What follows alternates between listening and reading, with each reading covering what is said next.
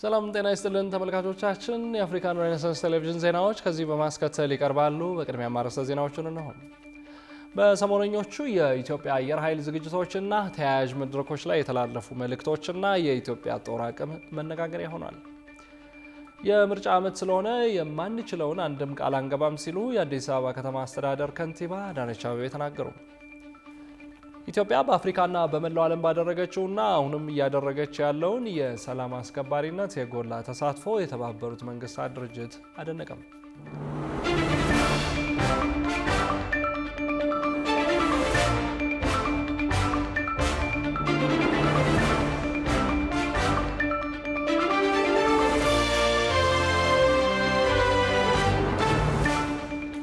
ወደ ተመልካቾቻችን በያላችሁበት የዓለም ጥግ ሰላምታችን ይድረስ። ይህ የአፍሪካን ሬኔሳንስ ቴሌቪዥን የዜና ሰዓት ነው። የተመራረጡ ዜናዎቻችንን ወደ እናንተ እናደርሳለን። አብራችሁ እንድትሆኑ የምጋብዛችሁን የአብስራ ገዛኝ ነኝ።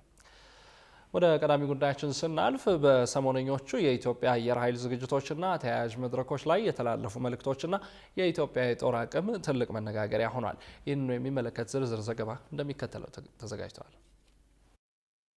የኢትዮጵያ አየር ኃይል ከጥንት ጀምሮ ለኢትዮጵያ በጎውን ሲመኝ እናገኘዋለን። ላብነትም በ1966 አብዮት የአየር ኃይል ሙዚቀኞች አዚመው በኢትዮጵያ ሬዲዮ የለቀቁት መዝሙር ኢትዮጵያ ሀገሬ የሻይ ቤት ኬክ ቤት ሆነሽ እንዳትቀሪ አስበንልሻል ትልቅ ኢንዱስትሪ የሚል ነበር። በኋላም ተነሳ ተራመድ ክንድህን አበርታ ለአገር ብልጽግና ለወገን መከታ እያለ የሚቀጥለው ዝነኛው የደርግ አነቃቂ መዝሙርም በኢትዮጵያ የአየር ኃይል ጓዶች የተዘጋጀ መሆኑን ሌተናል ኮሎኔል መንግስቱ ኃይለማርያም ትግላችን በተሰኘው መጽሐፋቸው ውስጥ መስክረዋል። ተነሳ ተራመድ ክንድህን አበርታ ለአገር ብልጽግና ለወገን መከታ።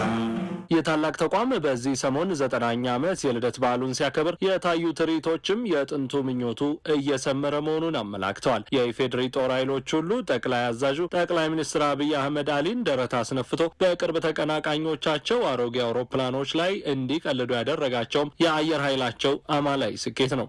የምትስቱ ቆማችሁ የቀራችሁ ወደፊት መራመድ የምትቸገሩ ሱ30 JC10 ወይም ከዚያ ያለፉ ቴክኖሎጂዎች ሲጠሩ ይሄ ደግሞ ምንድነው ብላችሁ ግራ የሚገባችሁ አሁንም ሚግ21 ላይ ያላችሁ ሀገራት ደጋግማችሁ እንድታስቡ የሚያስፈልገው ኢትዮጵያ ትናንትና ላይ የቆመች ሀገር አይደለችም። ኢትዮጵያ ነገን ለመዋጀት አበክራ የምትሰራ ሀገር ናት። የማንንም አትፈልግም። የራሷን በየዋህነት በተላላ ባጭር ጊዜ ድል አሳልፋ አትሰጥም። የተሰጠ ካለም ማወራረዷን አትተውም። ጠቅላይ ሚኒስትር አብይ ስማቸውን ሳይጠቅሱ ቆሞ ቀር ሲሉ የገለጿቸው እኛን የዛሬ 30 ዓመት የአፍሪካዋን ሲንጋፖር እንፈጥራለን ብለው ያዙ ይልቀቁ ይሉ የነበሩትን ኤርትራን ግድብ በግድብ አድርጊያታለሁ ብለው ዋሽተው ተገኝተዋል ተብለው በገብሩ አስራት የሚተቹትን የአዶሊስ ምጽዋና አሰብ ጌታዋን ሀገራቸውን በምሽግ ኢኮኖሚ እየመሩ የምድራችን ውራ ሀገር አድርገዋት ቀርተዋል የሚባልላቸውን ኢሳያስ አፈወርቂ አብርሃን ነው ተብሎ ተገምቷል። ምክንያቱም ጠቅላይ ሚኒስትር አብይ አህመድ አሊ በመደመር ፍልስፍናቸው መሰረት ከኢሳያስ አፈወርቂ አብርሃ ጋር የትብብር አውድ ውስጥ ሳሉ ሳዋ ድረስ ዘልቀው የኤርትራን መከላከያ አቅም አልባነት ያረጋገጡ ይመስላል። ሌተናል ጀነራል ዮሐንስ ገብረ መስቀል አዙሪት በተሰኘ መጽሐፋቸው ውስጥ ጠቅላይ ሚኒስትር አብይ አህመድ ኤርትራን ተዘዋውረው ጎብኝተው ወደ መናገሻ ከተማቸው አዲስ አበባ ከተመለሱ በኋላ ነገሩኝ ብለው የጻፉት ኢሳያስ ሀገሩን ፀሐይ ተሰጥቶበት የደረቀ ቆዳ አስመስሏታል የሚል አገላለጽ አብይ ያቺን ሀገር ታዝበው እንዴት ያለ አቋም እንደያዙ በጉልህ ያሳያል። ዛሬ የኤርትራ አየር ኃይል ሻዕቢያ ከደርግ ጋር ሲዋጋ በወዳደቁለትና በታሪክ መዘከሪያ ቦታ ሊቀመጡ በሚገባቸው አሮጌ አውሮፕላኖች ተወስኖ እንደቆመ ይነገራል። በአንጻሩ የኢትዮጵያ አየር ኃይል ኢትዮጵያ ውስጥ በሚገጣጠሙ ሰው አልባ ተዋጊዎች ወይም ድሮኖችና የመጨረሻው የሰው ልጅ ፈጠራ ውጤት በሆኑ ተዋጊ ጀቶች የተደራጀ መሆኑን በአደባባይ አሳይቷል። በዚህ ተግባራቸው የሚመኩት የፌዴሪ ጦር ኃይሎች ጠቅላይ ኤታማዦር ሹም ፊልድ ማርሻል ብርሃኑ ጁላ በምስጢር የተደበቀው ኃይላችን እንደተጠበቀ ሆኖ ዓለም አቀፍ የጦር ደረጃችን ከፍ ብሏል ይላሉ።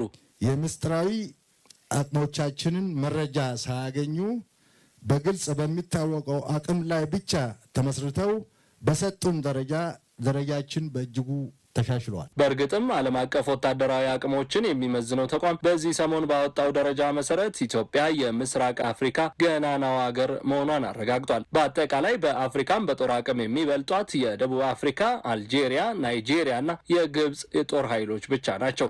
ኢትዮጵያ ከዓለም ክንደ ፈርጣሞች መካከል ስትታይም 47ኛ ደረጃ ላይ ትገኛለች።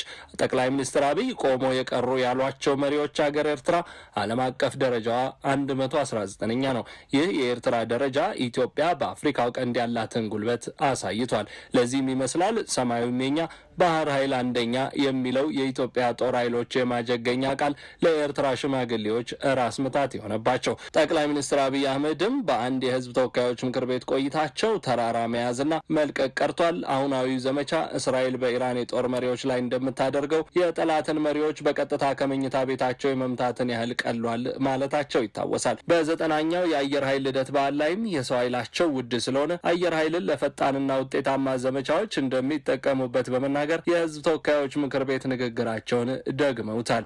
በአየር ኃይል መብቃት ማሳደግ የሚያስፈልግበት ዋናው ምክንያት በስጋና በአጥንት ድል ማስመዝገብ ያደረ የቀረ ስርዓት ስለሆነ በቶክስ አቅም፣ በፕሪሲሽን፣ በቴክኖሎጂ ብዙ ምሽጎች ማፍረስና ውጊያን ማሳጠር ታሳቢ ያደረገ አቅጣጫ እንከተላለን። ከባድመ ድል በኋላ አንድ እንግሊዛዊ ጋዜጠኛ ለጀነራል ጻድቃን ገብረትንሳኤ ያነሳላቸው ጥያቄ አንዳንድ ወታደራዊ ጠበብት ድሉ የሰው ማዕበል አዝምቶ በማስፈጀት የተገኘ ድል ነው ይላሉ የሚል እንደነበር ይታወሳል። ጀነራል ጻድቃን ያኔ ሲመልሱ የተዋጉት የኤርትራና የኢትዮጵያ ሰራዊቶች እንጂ ህዝቦቹ አይደሉም ማለታቸው ተጽፏል። ጠቅላይ ሚኒስትር አብይ አህመድ ደግሞ ምናልባት ቀጣይ ከኤርትራ ጋር ጦርነት ካጋጠመ በሰራዊቶች መካከል መሆኑን ቀርቶ በቴክኖሎጂ መሳሪያዎች ብቻ ይጠናቀቃል እያሉ ነው።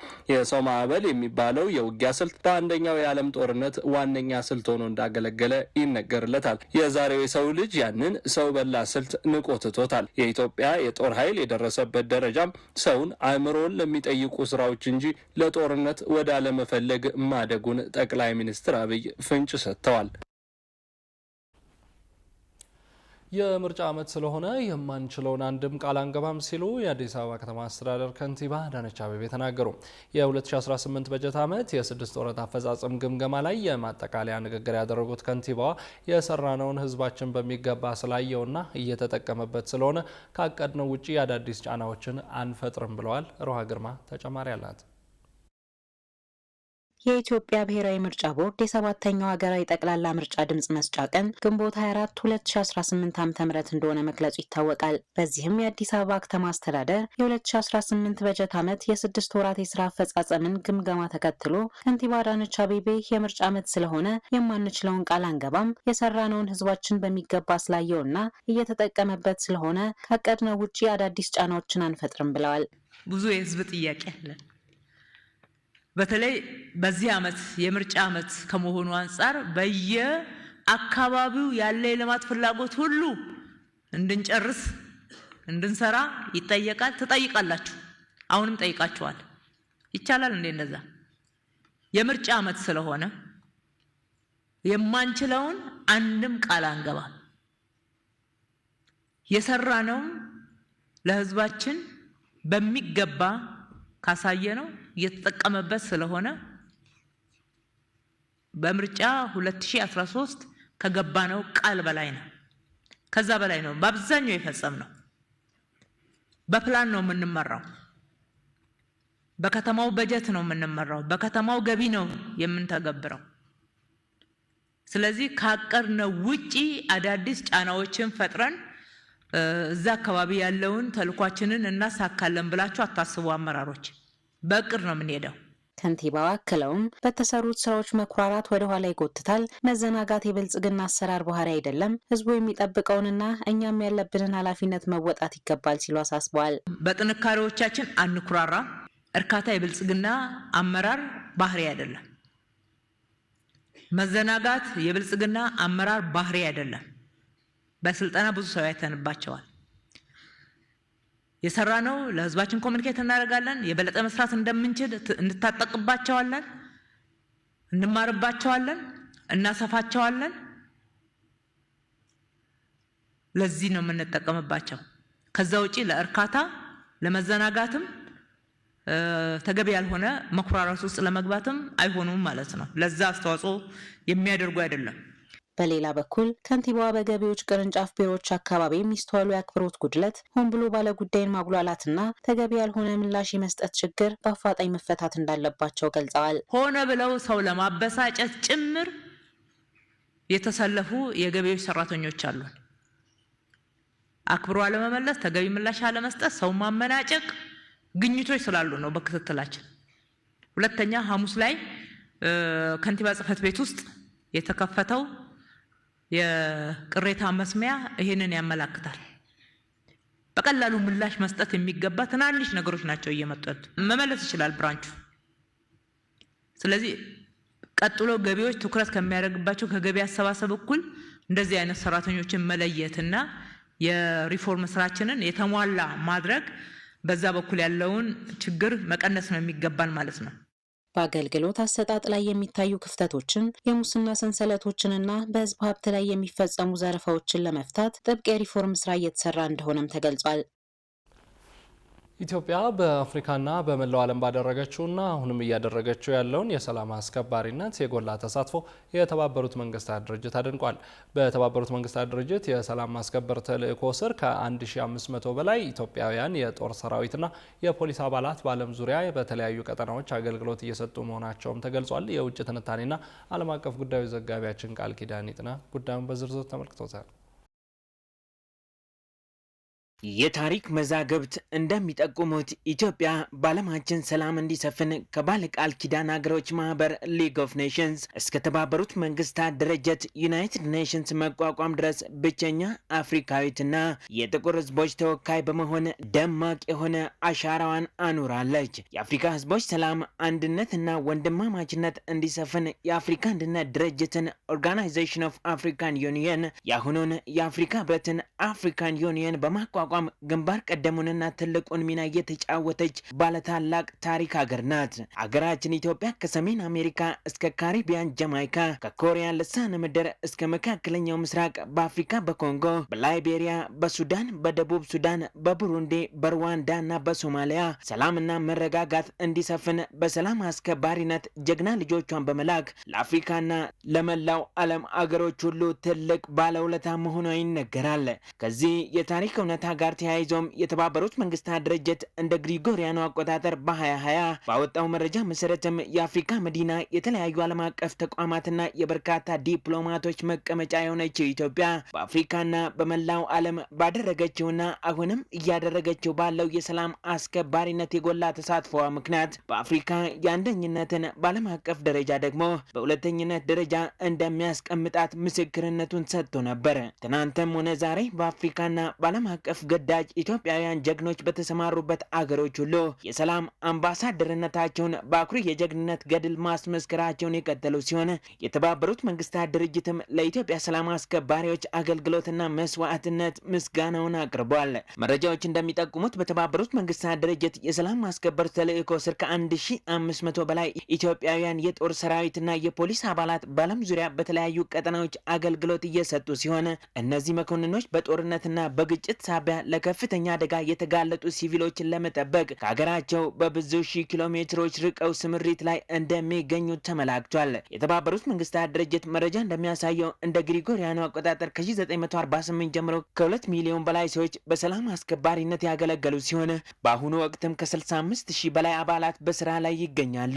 ድርጅቱ የራሱ ቋሚ ወታደራዊ ኃይል የሌለው በመሆኑ ኢትዮጵያን ጨምሮ ከ100 በላይ ከሚሆኑ አባል ሀገራት በሚያገኘው የሰው ኃይል አስተዋጽኦ ላይ ይተማመናል። በእነዚህ የሰላም ማስከበር ስራዎች ሂደትም እስካሁን ከ4400 በላይ ሰላም አስከባሪዎች ህይወታቸውን ማጣታቸውን የሚነገረው የሰላም አስከባሪዎቹ ከዋናው የሰላም ማስከበር ተግባር ጎን ለጎን ማህበረሰቡን ተጠቃሚ የሚያደርጉ ልዩ ልዩ የሰብአዊ ድጋፎችን እያከናወኑ እንደሚገኙም የተነገረ ሲሆን ከነዚህም መካከል የነጻ ሕክምና አገልግሎት መስጠት፣ የንጹህ መጠጥ ውሃ አቅርቦትን ማመቻቸት፣ ትምህርት ቤቶችን መደገፍ እንዲሁም እንደ መንገድና ድልድይ ያሉ መሰረተ ልማቶችን መገንባት ተጠቃሽ ተግባራት ናቸው።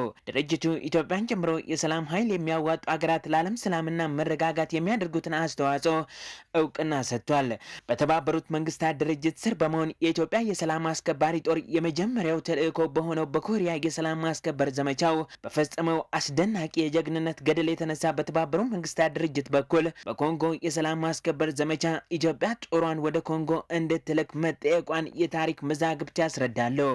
በወቅቱም ግርማዊ ቀዳማዊ ኃይለ ሥላሴ የተባበሩት መንግስታት ድርጅት ለኮንጎ ሰላም ማስከበር ተልእኮ የተሰየመውን 4 ብርጌድ ጦርና 4 የአየር ኃይል ስኳድሮን በ4 ዙር ወደ ኮንጎ ለመላክ መስማማታቸውን በስፋት ይነገራል።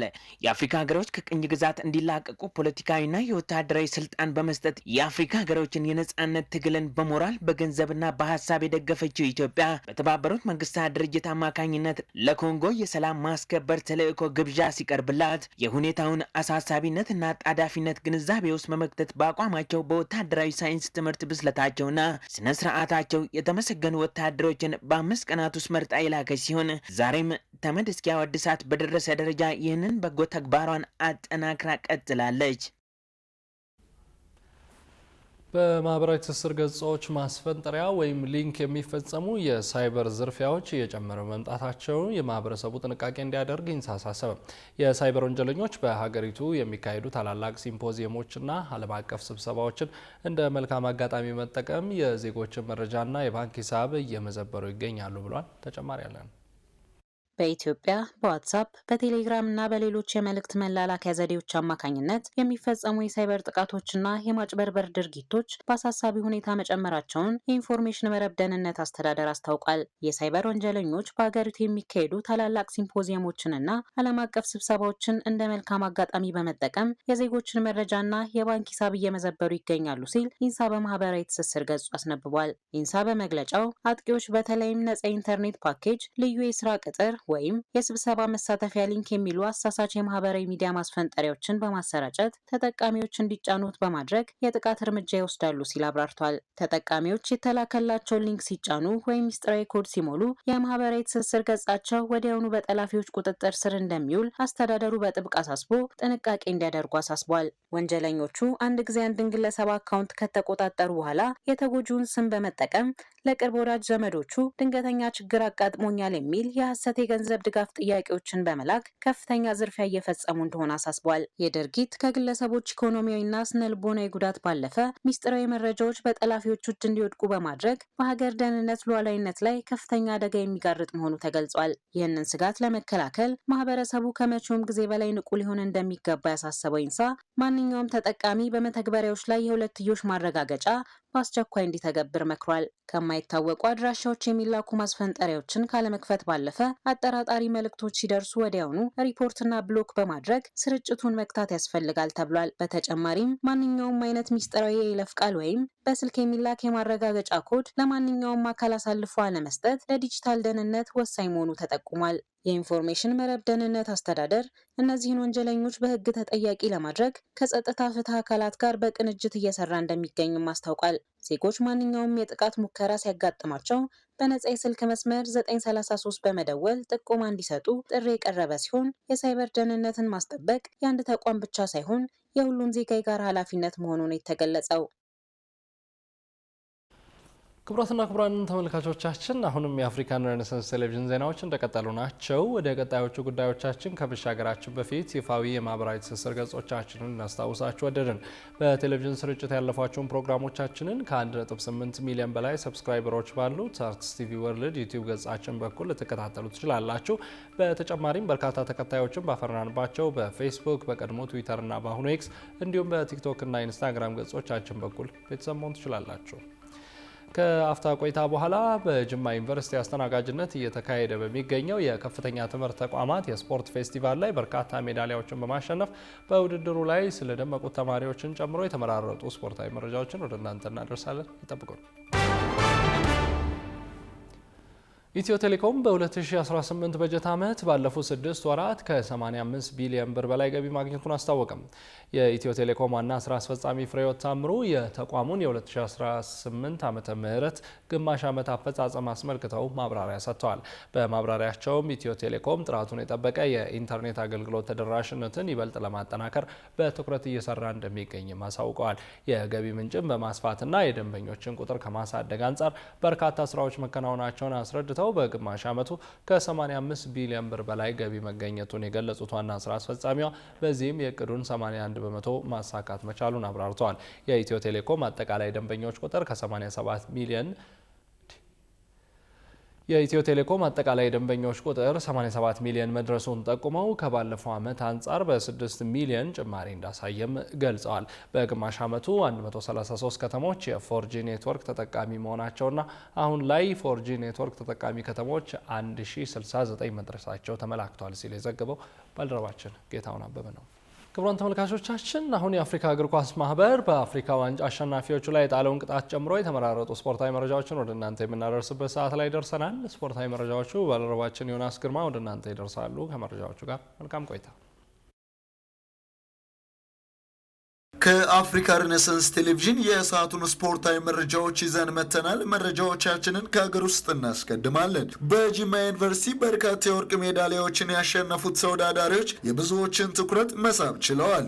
በጂማ ዩኒቨርሲቲ አስተናጋጅነት 5ኛ ቀኑን በያዘው የከፍተኛ ትምህርት ተቋማት ስፖርት ፌስቲቫል በትላንትናው ዕለት የውሃ ዋና የሴቶች የፍጻሜና የወንዶች ማጣሪያ ውድድር ሲደረግ የጂምናስቲክ ውድድር የሜዳሊያ ስነስርዓት ተከናውኗል። በሴቶች የውሃ ዋና ፍጻሜ ውድድር ኤፉ ደመቀ ከሀረማያ ዩኒቨርሲቲ 3 የወርቅ ሜዳሊያዎችን በማሸነፍ የበርካቶችን ትኩረት መሳብ ችላለች። በኦሎምፒክ ስታንዳርድ እንደተሰራና ስለ ገንዳው ምቾት ተሳታፊዎች ምስክርነታቸውን በሰጡበት በዚህ ውድድር ሄርሜላ መስፍን ከአዲስ አበባ ዩኒቨርሲቲ የብር ሜዳሊያ፣ ሩት ኤፍሬም ከጅማ ዩኒቨርሲቲ የናስ ሜዳሊያ በማስመዝገብ ውድድራቸውን አጠናቀዋል። ከውድድሩ በኋላ አስተያየቷን የሰጠችው የውሃ ዋና ተወዳዳሪዋ ኤፉ ደመቀ የዋና ገንዳው ጥራቱን የጠበቀ መሆኑን ገልጻ ባመጣችው ውጤት መደሰቷን ተናግራለች። ገንዳው ኢንተርናሽናል ፕሮፌሽናል ጽድት ያለ ገንዳ ነው። ያው 50 እንዳያችሁት 50 በ25 ነው ስፋቱ።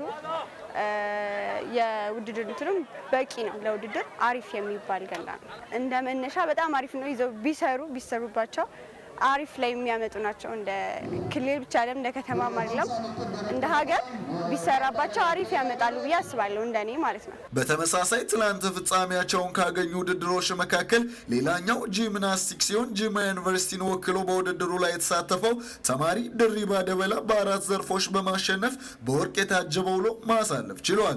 በጂምናስቲክ አጠቃላይ ውጤት አዘጋጁ ጂማ ዩኒቨርሲቲ አጠቃላይ አሸናፊ በመሆን የዋንጫ ባለቤት ሲሆን ሀሮማያ ዩኒቨርሲቲ ኮተቤ ትምህርት ዩኒቨርሲቲ 2ኛና 3ኛ ደረጃን በመያዝ ውድድሩን አጠናቀዋል።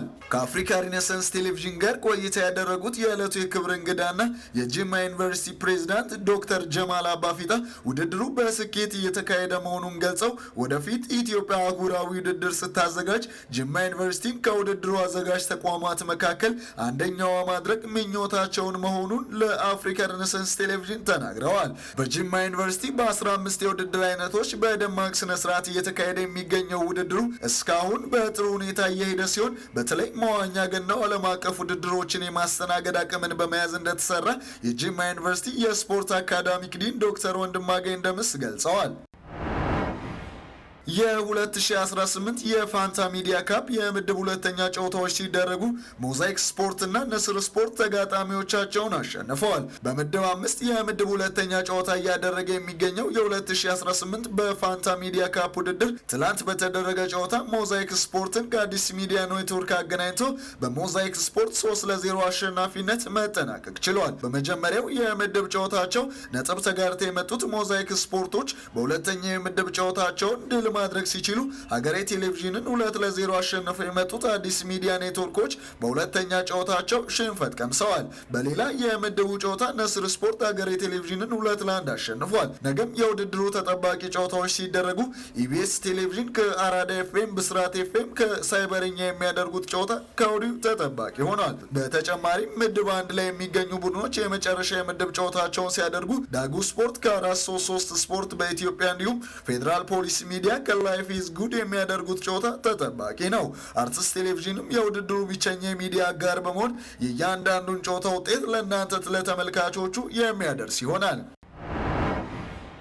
የአፍሪካ እግር ኳስ ኮንፌዴሬሽን ወይም ካፍ በሴኔጋልና በሞሮኮ ብሔራዊ ቡድኖች ላይ ቅጣት ማስተላለፉ ተገለጸ። በአፍሪካ ዋንጫ ፍጻሜ ጨዋታ ሴኔጋል ከሞሮኮ ባደረጉት ጨዋታ በተፈጠረው ውዝግብ ምክንያት የአፍሪካ እግር ኳስ ፌዴሬሽን በሁለቱ ብሔራዊ ቡድኖች ላይ ቅጣት መጣሉን ይፋ አድርጓል። በአወዛጋቢው ጨዋታ አሸንፈው ዋንጫ የወሰዱት ሴኔጋሎች ቅጣት የተጣለባቸው ሲሆን የብሔራዊ ቡድኑ ዋና አሰልጣኝ ፓፔቴው የካፍን ዲሲፕሊን መመሪያና የስፖርታዊ ጨዋነት መሪዎችን በመጣስ እንዲሁም የጨዋታውን ክብር በማጉደፍ 5 የካፍ ጨዋታዎችን እንዳይመሩ ታግደዋል። በተጨማሪም አሰልጣኙ የ100,000 የአሜሪካ ዶላር የገንዘብ ቅጣት እንደተጣለባቸው ተገልጿል። በተጨማሪም የብሔራዊ ቡድኑ ተጫዋቾች አሊማን ባይሮኒዲዬ እና ኢስማኤል ሳር በዳኛው ላይ ባሳዩት ያልተገባ ባህሪ ምክንያት 2 የካፍ ጨዋታዎችን መታገዳቸው ተገልጿል። የብሔራዊ ቡድኑ ደጋፊዎች የካፍን የዲሲፕሊን መመሪያ በመጣሳቸው እንዲሁም የተጫዋቾችና የቴክኒክ ቡድን አባላት ባሳዩት ያልተገባ ባህሪ ፌዴሬሽኑ $600,000 እንዲከፍል ተወስኖበታል ተብሏል። የውድድሩ ደጋሽ ሞሮኮም የቅጣት ሰለባ መሆኗ ሲገለጽ ከተጫዋቾቿ መካከል አምበሉ አሽራፍ ሀኪሚ ስፖርታዊ ጨዋነት የጎደለው ባህሪ በማሳየቱ 2 የካፍ ጨዋታዎችን ሲታገድ፣ ኢስማኤል ሳባሪ በተመሳሳይ ጥፋት 3 ጨዋታዎችን መታገድ ችሏል። ሳባሪ በተጨማሪም $100,000 ቅጣት ተጥሎበታል ተብሏል። በተጨማሪም በጨዋታው ወቅት የስታዲየሙ ኳስ አቀባይ ልጆች ላሳዩት ያልተገባ ባህሪ የሞሮኮ እግር ኳስ ፌዴሬሽን $200,000 እንዲከፍልና ተጫዋቾችና የቴክኒክ ባለሙያዎች የካፍ የዲሲፕሊን መመሪያ አንቀጽ 82 እና 83ን በመጣስ ቫር የመመልከቻ አካባቢን በመውረር እንዲሁም በዳኛው የስራ ሂደት ላይ እንቅፋት በመፍጠራቸው ፌዴሬሽኑ ተጨማሪ $100,000 እንዲከፍል ካፍ ውሳኔ አስተላልፏል። የአውሮፓ ሻምፒዮንስ ሊግ የመጨረሻ ዙር ጨዋታዎች ሲጠናቀቁ 5 የእንግሊዝ ክለቦች ጥሎ ማለፉን ሲቀላቀሉ ሪያል ማድሪድ እና ፒኤስጂ በቀጥታ ማለፍ ሳይችሉ ቀርተዋል።